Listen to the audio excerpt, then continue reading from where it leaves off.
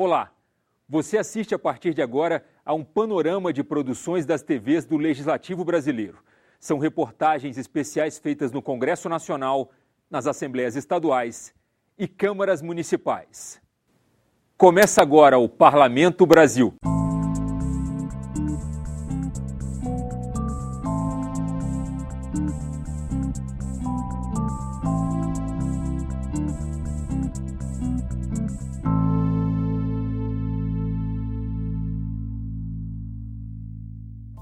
Você vai ver neste programa: a Assembleia de Mato Grosso discute a criação de uma delegacia exclusiva para idosos.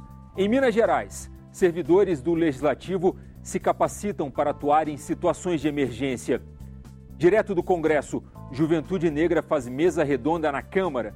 Senado acompanha os desdobramentos dos Jogos Mundiais dos Povos Indígenas. E um projeto da Câmara joga luz sobre os contadores de histórias.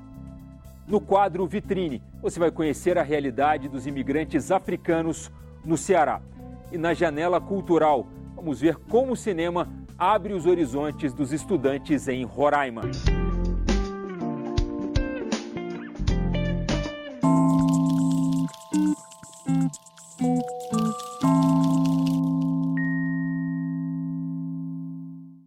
Uma delegacia 100% dedicada a proteger os direitos dos idosos. É isso que quer um projeto em discussão na Assembleia de Mato Grosso. Quem observa a animação da turma da terceira idade no Centro de Convivência de Idosos Padre Firmo, em Cuiabá, não percebe de imediato que alguns rostos podem esconder histórias de sofrimento. Nós temos o caso de um idoso que ele morava com o irmão. E ele tem 2 filhos, mas os filhos não tinham contato com ele. E aí ele começou a aparecer com manchas roxas no corpo, e a gente sempre conversava com ele e ele alegava que tinha caído.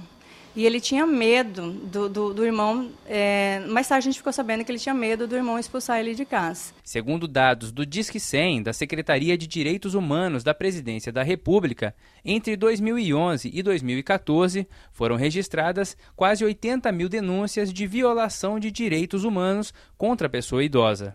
As denúncias mais recorrentes apontadas pelo serviço são negligência, em primeiro lugar, seguido da violência psicológica e abuso financeiro e econômico. A faixa etária que mais sofreu violações compreende dos 76 aos 80 anos.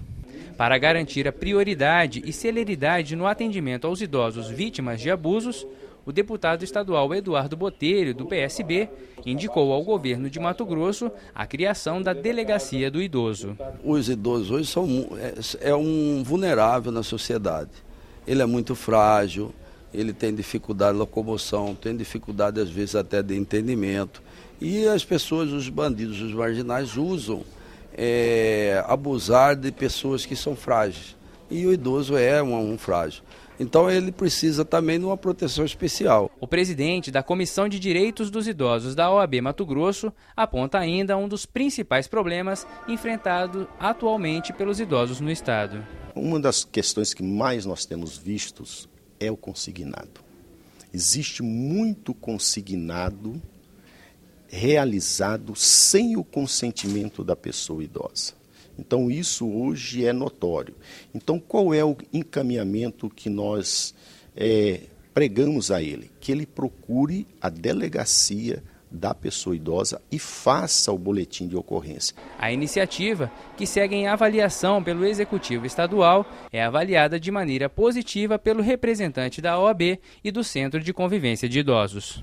Hoje, Mato Grosso praticamente tem 500 mil de pessoas idosas. A capital hoje ela tem aproximadamente mais de 100 mil pessoas idosas.